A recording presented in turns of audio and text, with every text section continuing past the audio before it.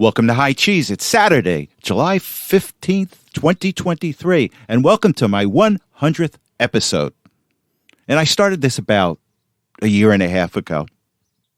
And my only intent is to help Donald Trump become president.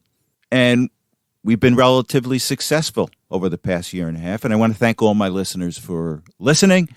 And we will have continued episodes until Donald Trump is reelected president of the United States. So, with that said, I want to go to one topic that really peeved me. And it has to do with Supreme Court Justice Sotomayor and her making $3.7 million at least on her books. And these politicians, these elected officials, these bureaucrats, they love to write books because it's an indirect way where they can get compensated for their position in a bureaucracy as a politician. Because what happens is a lot is that people, these elected officials, they buy books. And then these organizations that are affiliated with their ideology, they buy a lot of these books. I'm sure a lot of that happened with Obama's book and several other elected officials' books. And that's why I find these sales numbers on these books I take it with a grain of salt. Because you got to take a look at the bulk purchase and who's buying this. For example, is the Heritage Foundation buying a bunch of books from some right-wing politician. So again, it's a way of allowing elected officials to get money. And with that, be influenced. So in this case, Sotomayor has written several books. Now, I think there's been a couple of justices that have wrote books, but what sticks out for Sotomayor is that she used her staff to push selling books. And, here's the game that they play. Sotomayor would go and say, I'm going to make a speech at Bergen Community College. And then what her staff would do is that, in order for Sotomayor to come, you've got to buy a number of books. You got to buy X amount of books. Because what will happen is you won't be able to meet Sotomayor after the speech unless you have bought a book. And in a couple of cases, they've had emails from Sotomayor's staff to these schools, for example, saying, hey, look, you're not buying enough. You got to buy more. And in a way, it's almost a shakedown. And in some cases, it's just a direct payment by these universities to Sotomayor. So in a way, it's that you've got these universities out there. They agree with the ideology of Sotomayor, so they just buy books. Yeah, we want to support Sotomayor. Let's give her money. We're going to use our university's money to give money to Sotomayor. And for example, Michigan State University spent more than $100,000 on copies of her memoir, My Beloved World, to distribute to incoming first-year students. So they just bought $100,000 worth of books and they handed it out to freshman students. And again, do you really want your Supreme Court justice to be working in an ethical gray area? First, by using your staff to push books on universities and community colleges. And secondly, her publisher, Penguin Random House. There have been several cases before the Supreme Court that would have had an impact on her publisher, Penguin Random House. And she did not recuse herself. And again, it goes back to why people are in public service. Because if you're into public service to make money, it used to be the case, you're in the wrong profession. But now it's just gotten out of hand. You've got people going into public service in order to make money, whether it's the bureaucrats going from the Defense Department to these defense contractors, generals going from the military to defense contractors, attorneys going from Washington bureaucracies into these high-earning law firms that are nothing more than just lobbyists. And I really expect more from Sotomayor. But should I be surprised? Because I still have a feeling that the reason they did not name the leaker in the Dodd case is because it was one of the justices, or one of the justices knew about it. And to me, it was likely Sotomayor, because if she can't respect the ethics of the Supreme Court by doing this, by using her staff to sell books, push books, acting as an agent, she certainly wouldn't respect the Supreme Court when having something to do with linking the Dodd decision. Now, sometimes these book selling deals really are clearly illegal. And let's go back to the case of the Baltimore mayor. So apparently she wrote a self-published children's book. And what she did is she pushed these entities that had the ability to buy books and where she had an influence to buy her book. For example, she was on the board of the University of Maryland's health organization. And she had pressured the organization to buy, I think, $200,000 worth of her books. And then Kaiser Health was looking to do business with Baltimore. And she was pushing Kaiser Health to buy her books. So be careful. All I can say is be careful. When these people that you see are writing books, particularly the elected officials and these bureaucrats, watch who's buying the books. And you get a general idea of the scam that's taken place. So we shall see. Now, speaking of scams, did you really think that the Secret Service was going to come up with any answer other than the fact that we couldn't find who put the cocaine in the White House? With all this surveillance equipment, with all this technology, they couldn't find who did it. And we know what's going on.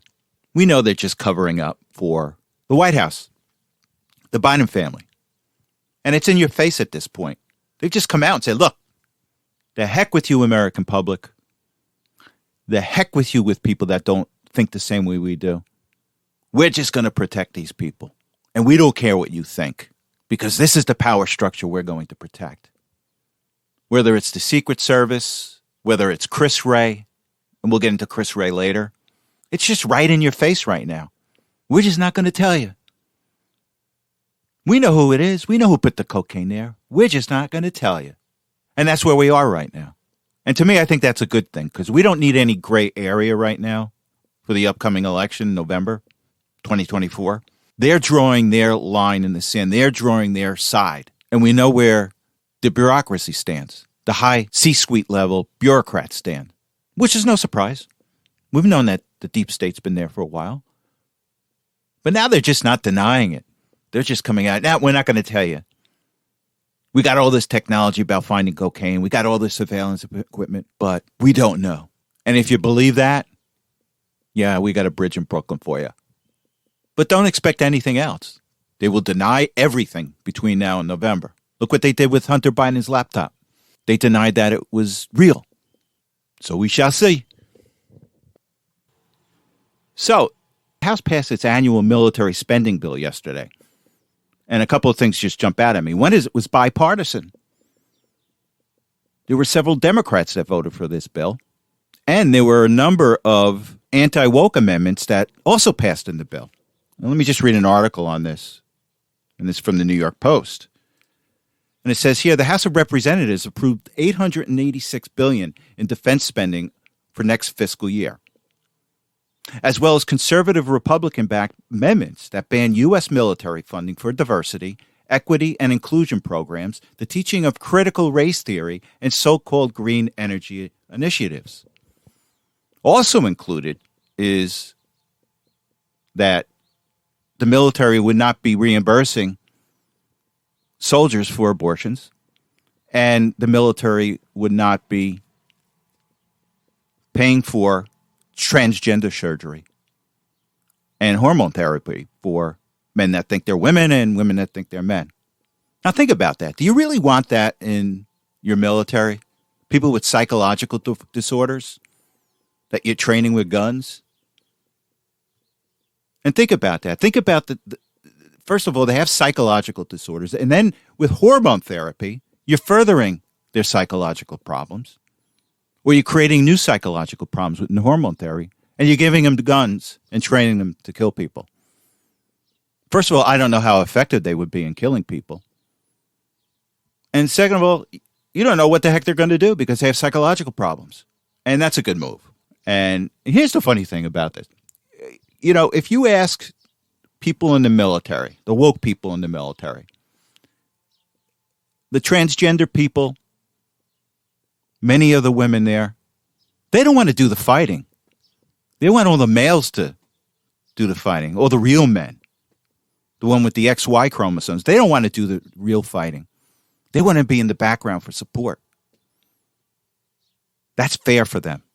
Oh, no, we don't. We want to be in the military. We want to be soldiers, but we don't want to fight. Think about that.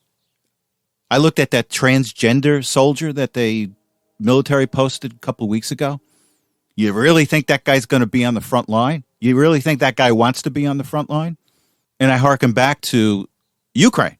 Let's go to the Ukraine war. At the beginning of the Ukraine war, it was reported that there was a number of transgender men that turned to women, were trying to sneak over the border because they didn't want to fight. And the military was out the border, the Ukrainian military was out the border, turned these guys around. Said, nope, you're fighting. And this is how you get a military that loses its direction. We've got a clear problem in China. We've got a problem with people enlisting in the military because they don't want to deal with this woke stuff. And this is a way to undermine your military. Make it a social petri dish. Let's test how we're going to change society in our military. Well, that's a good way to lose wars. But I digress. Let's get back to this bill here. Now, I think Matt Gaetz had proposed an amendment to stop funding the Ukraine war, which I agree with, but it just didn't pass. But one thing I just wanted to point out, the bill is, I like what they did with the bill as far as the social issues, but it's the $886 billion in defense spending for this year, this fiscal year. Now, just a refresher, the federal budget is comprised of several bills that they are supposed to pass every year. And this military bill is just one of several bills that they need to pass in order to have a budget, a federal budget. And, we just have to take a look at the $886 billion that was passed. Now, it's a relatively small increase over the previous year, but we've got $32 trillion in debt, and there's no way to cut into our spending, significant ways of cutting into our spending, unless we start cutting the military. Now, I'm not talking about cutting number of soldiers, number of training we have for our military, but there's ways of cutting this $886 billion. There's a lot of fluff in all these bureaucracies that will not have an effect on our ability to fight a war. And in the future, we have to look at putting defense spending on the table. And with that said, I just want to take us to another article here. And our deficit numbers came out. And for the first 3 quarters of the federal budget, they ran up a $1.4 trillion deficit. Now, that extrapolates into a full year to nearly $2 trillion. So we're going to go from $32 trillion to $34 trillion by the end of the federal government's fiscal year, which begins on October 1st, so this fiscal year in September 30th. So we'll have an additional $2 trillion at least in debt by September 30th. And look, that just can't be sustained. CBO came out and said that we're looking at a $50 trillion debt, I think by 2030. That's not that far off. And that's just not sustainable. If you want your kids to grow up, to have a better life than you did, to be able to buy a house, to be able to have a good job, to be able to have decent inflation numbers, this just can't be sustained. And here's the problem. At some point, you damage the military because you run out of money to collect to pay for your military because people just can't afford the taxes. So that's where we are right now. There's good and bad in this. I think it's a small victory for McCarthy, but I think that in the future we got to look at the military spending. Just gotta. It's a huge chunk of the budget, and in order to make any significant cuts in your federal budget, you just have to put military on the table. And I'm not anti-military. I like a strong military. I like a strong and lean military. And we can get that by cutting the budget in the future for the military. So we shall see. Let's take a few moments and talk about Ukraine And I guess it was about a week ago that they had the 500-day anniversary of the Ukraine war. And Zelensky makes a trip to Snake Island. And the U.S. press and the Western press were covering it. And they went back to a debunked hoax about Snake Island.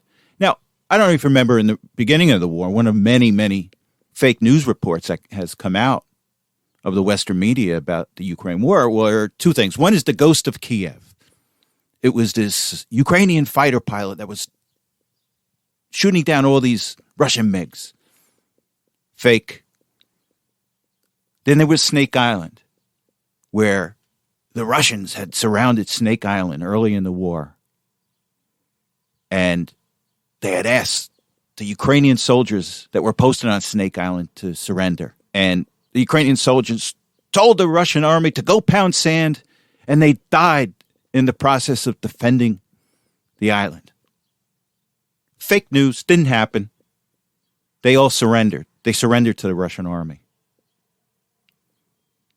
But Zelensky went back there telling the story about how our great patriots defended this island to the death, or something along those lines.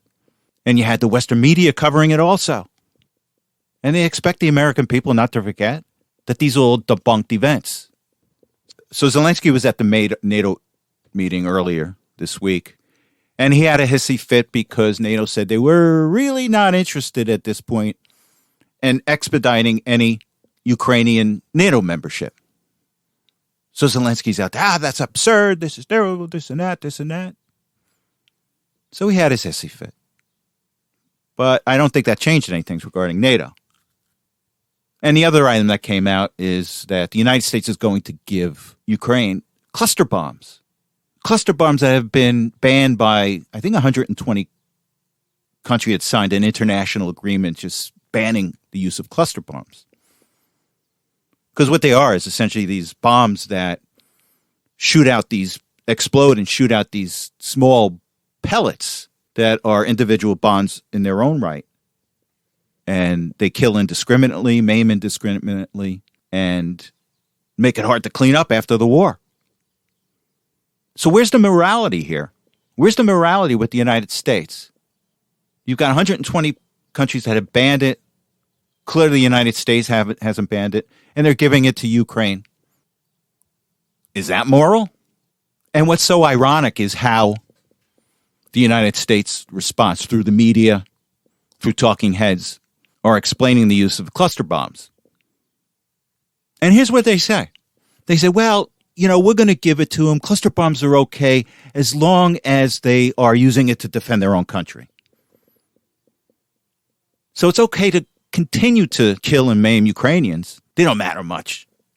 We'll give them the cluster bombs, even though 120 countries banned them because they're defending their own country.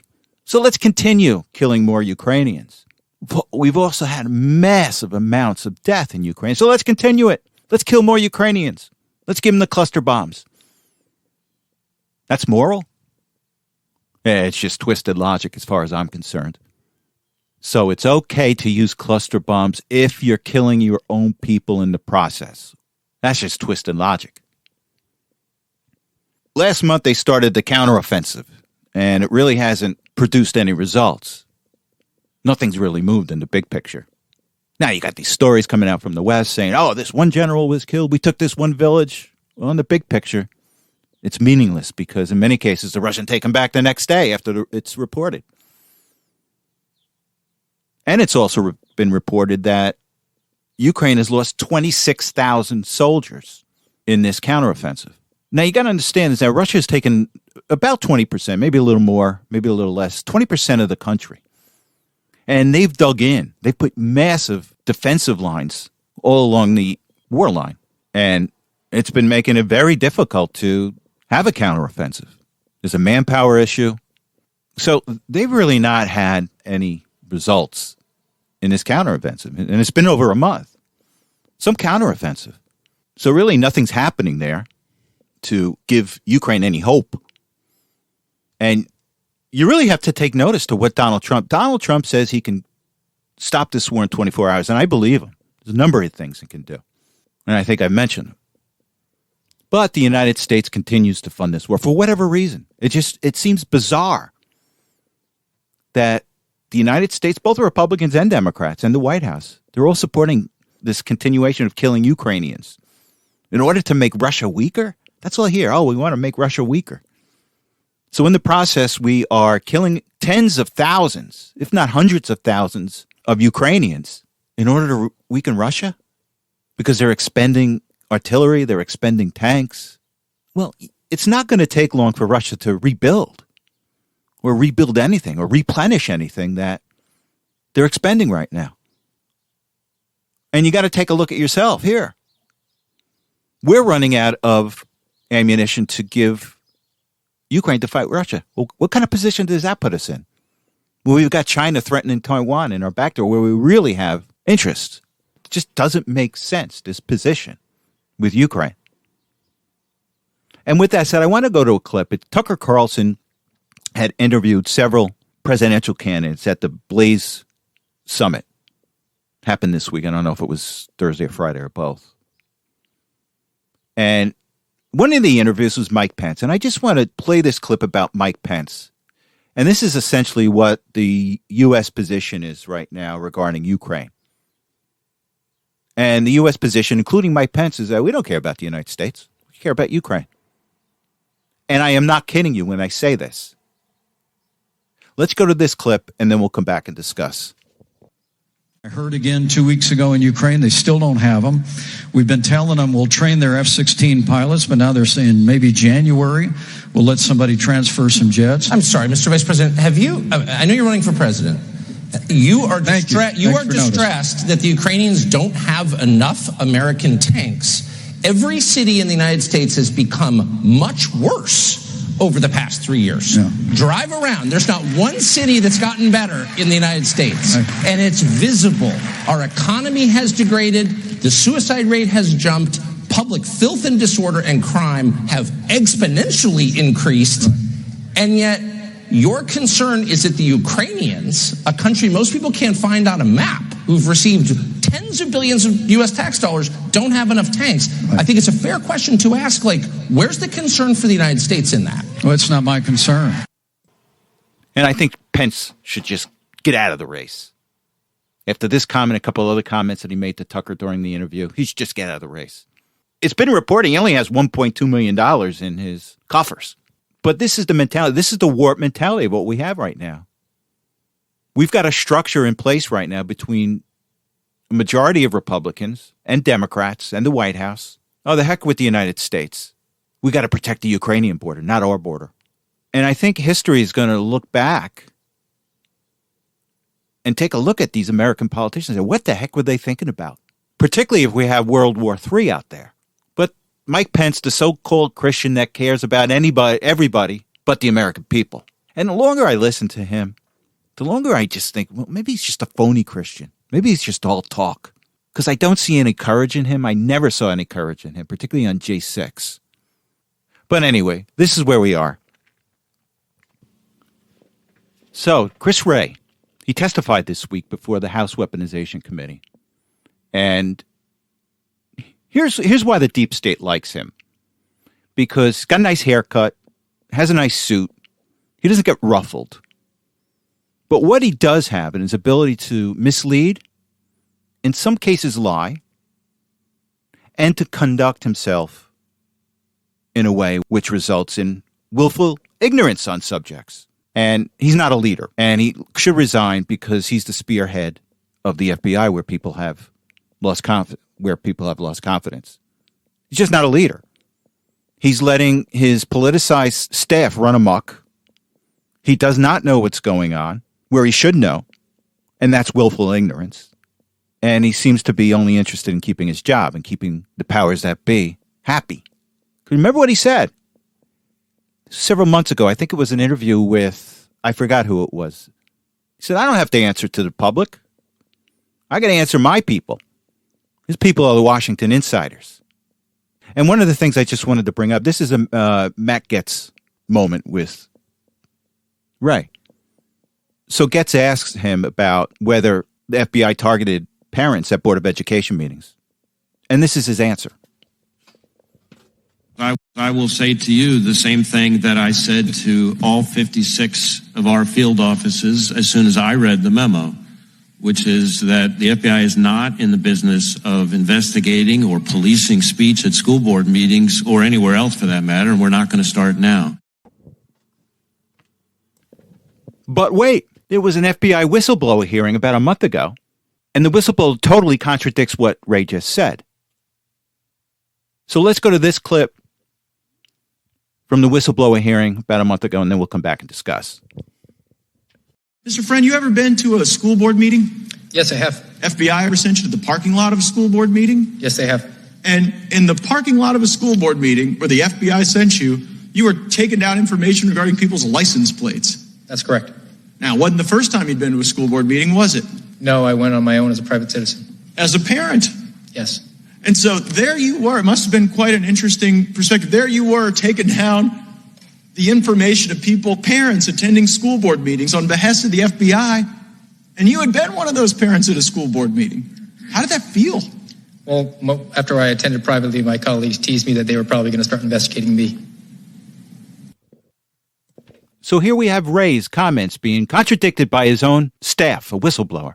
But here's what really bothers me. When I found out that the FBI had taken agents away from investigating pedophiles and put them on investigating parents at the Board of Education meeting. So let's go to this clip and then we'll come back and discuss. You used to go after the worst of the worst, didn't you? Yes, I believe so. You went after people who looked at child porn. Yes. People who were sexually exploiting children. Yes. And then you were in the parking lot of a school board meeting, taking down the information of parents. What happened to the cases that you were working to protect our communities from the worst predators that exist? I was told they were not to be resourced, and then after I was suspended, they were handed off to local law enforcement. Wow, so the FBI just decided it was more important to have you in that parking lot of that school board meeting than getting the worst of the worst away from people that they could harm. That's correct. So remember my previous comment about Wray when he said that, hey, look, I'm just interested in keeping the people that I work for happy, not the American people. So tell me, Mr. Wray, were you keeping the people you work for happy when you took FBI agents off of investigating pedophiles and put them onto investigating parents at Board of Education meetings? Is that your priority? Is that the priority of the people in Washington? And in light of this Sound of Freedom movie, it's a relevant question today. And I want to stay on Matt Getz at this meeting because he was so effective against Wray. And we're going to go to the clip, but Getz brings up this subject of Hunter Biden and Hunter Biden essentially being Joe Biden's bagman and the money that Joe Biden has received through these LLCs. And we all know that Joe Biden's corrupt. And we all want to know why the FBI is dragging their feet on it. And we all know why. Wray's protecting the deep state. Wray is protecting the Bidens. So let's go to this clip. I think that Getz was really effective in bringing out the truth here. I'm sitting here with my father. I will make certain that between the man sitting next to me and every person he knows and my ability to forever hold a grudge, that you will regret not following my direction. I am sitting here waiting for the call with my father. Sounds like a shakedown, doesn't it, Director? I'm not going to get into commenting on that. You seem deeply uncurious about it, don't you? Almost suspiciously uncurious. Are you protecting the Bidens? Absolutely not. The FBI does not and has no interest in You won't answer the protecting question anyone about whether or not politically. that's a shakedown, and everybody knows why you won't answer it. Because to the millions of people who will see this, they know it is. And your inability to acknowledge that is deeply revealing about you. Okay, let's talk about a couple other items before I go for the week. And the first thing I wanted to talk about is the Fifth Circuit Court of Appeals has temporarily paused a court order that banned the Biden regime from censoring conservatives. I think it was last week that a Louisiana judge had put an injunction on the federal government from contacting big tech to censor free speech of Americans. And the federal government appealed it to the Fifth Circuit Court, and they put a temporary pause on this. And I'm assuming that this is going to meander its way through the court system and ultimately wind up with the Supreme Court. So we shall see on this, and I'll keep you updated on this. Now, while I'm at it, I mentioned in my last episode when talking about this that we have to keep our eyes out on Biden administration officials leaving the White House and taking jobs with big tech and other companies that could result in censoring speech. So there's one resignation this week from the White House, and her name is Louisa Terrell. And she announced her resignation either yesterday or today. So let's keep an eye on her. Let's see where she winds up. If she winds up in a big tech company, you'll know that she's been put there to inhibit free speech in the upcoming presidential election. So let's find out where Louise lands, and I'll keep an eye out on her and let you know. The second thing I wanted to talk about is the Biden administration has a new plan to forgive loans. And it's much scaled back. And this is right after the court ruling. So we don't even know if this thing's going to be challenged. But here's what they want to do. And essentially what they're said is that there's a couple of programs out there that people have been taking advantage of over the years. One is that there has been a forgiveness program in the sense that if you worked for any local government, state government, or any government agency and paid your loans out for either 10 or 20 years, you can have the rest of the loan forgiven. And there's also another program where people pay on how much income they make, how much money they make. And they pay a percentage of what they make every month versus a real amortization schedule. So that's the program that's been in place for years. Now, what the Biden administration has come out and said, well, our accounting is so screwed up that we're going to look back and we're going to see if people have fell through the cracks. And what we're going to do is we're going to give them the benefit of the doubt, and we're going to forgive their loans. And this is typical way that Democrats work. They create chaos. So they've created chaos in this Department of Education. And in the chaos, they start forgiving loans of people that really should not have been forgiven. Now, I personally think that the numbers that they're throwing out there, and I heard $46 billion, $40 billion, $46 billion. I think that number is not correct because their accounting is so screwed up. It's $39 billion. So I highly doubt that $39 billion is an accurate figure because it's government math. They don't know. These are the same people that made a mathematical error on the amount of funding we gave Ukraine for the Ukraine war. These are the same people that keep on revising our economic data significantly. So I really doubt that this number, 39 billion, is accurate. It could be higher, it could be lower. But I just find it interesting that they came out and said, well, our accounting is so screwed up, we've got to take a look at this and we're going to give people the benefit of the doubt. And no one knows if it's going to be, at this point, no one knows if it's going to be challenged in the courts. So we'll see on this one. Let's keep our eyes on this thing. The next item I wanted to talk about is Russia confirming that BRICS nations will launch a new joint gold-backed currency to counter the U.S. dollar dominance. And BRICS is a consortium of countries including Brazil, Russia, India, China, and South Africa. And what they're doing is they're creating their own currency to compete with the U.S. dollar. And it's going to be backed by gold. Now, this is one of the sad and really big mistakes that the United States and these Western countries did against Russia during the war. Essentially, what they did is they threw Russia into the hands of China. And now we've got an alliance between Russia and China that's extremely powerful. And this currency could wind up to be a significant alternate to the U.S. dollar. And as our own internal finances get more and more screwed up, the international community is going to look at this alternate currency as a way to make transactions. So this should be announced sometime next month. I think there's a meeting among this group sometime next month, I think. But you have to understand is that if we lose our reserve currency status, it's going to put a lot of pressure on our internal inflation here. So we shall see. I'll keep my eyes on this one. But if this is a bona fide currency that's backed by gold and we lose our dominance, it will have an extremely severe impact on our economy. And I'll get more into this in some future episodes. And the last thing I want to leave you with, and this is actually comical. It's funny. I guess one thing we've learned since this pandemic is that we've politicized science and we've politicized our doctors. And I just want to go to an article, and this is comical. This is typical political scientists out there, political doctors, making a political statement.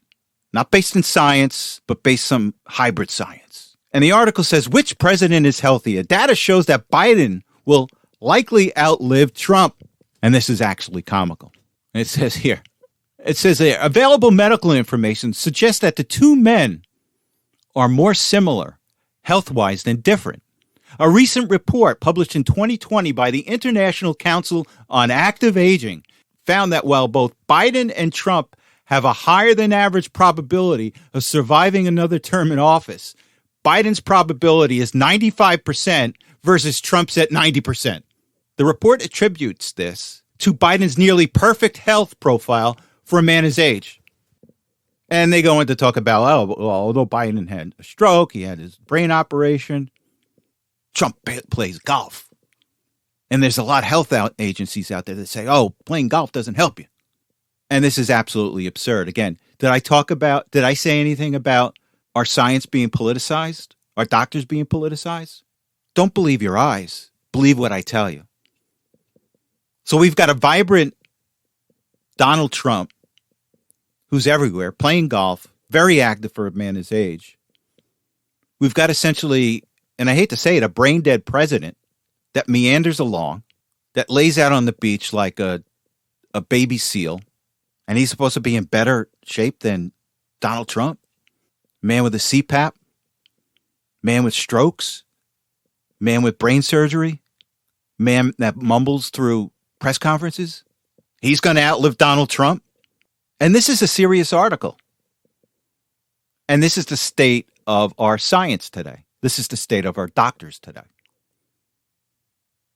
So with that said, thank you so much for listening. You have a good week, and I will talk to you next Saturday. Bye-bye.